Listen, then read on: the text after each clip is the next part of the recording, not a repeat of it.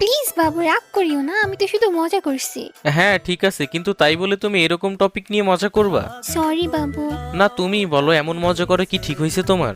জান শোনো, তুমি রাগ করিও না, তুমি ছিলা, তুমি আছো, তুমিই থাকবা, আমি তো জাস্ট মজা করছিলাম। আচ্ছা ঠিক আছে, বাদ দাও, চলো এখন ম্যাচ খেলবো, স্টার্ট দিলাম। আচ্ছা ঠিক আছে, দাও। জান, তুমি কি এখনো রাগ করে আসো? সরি বাবু, আর হবে না। না না, ইটস ওকে, মনোযোগ দিয়ে ম্যাচ খেলো এখন। এ ভাই দেখ, গেমে নিব্বা নিবি আসছে। আরে এসব ফালতু পোলাবেন খেলতে তো পারেই না, গেমে আসে করতে। ও, তোমরা ভালো খেলো তাই না? সোহানা বাদ দাও, তুমি আমার সাথে আসো, আর আমি যা করছি তাই করো। তো গাইস, এখানে আমরা জোনে এলিমিনেট হয়ে যাই, আর আমরা মরতে মরতে এদের রাউন্ডও শেষ হয়ে যায়। তো নেক্সট রাউন্ডেও আমরা সেম ভাবে জোনে এলিমিনেট হয়ে যাই, আর স্কোর হয়ে যায় 0-2।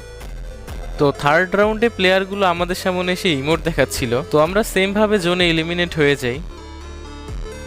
আর এখানে এই ছেলেটা একটু ভালো খেলছিল।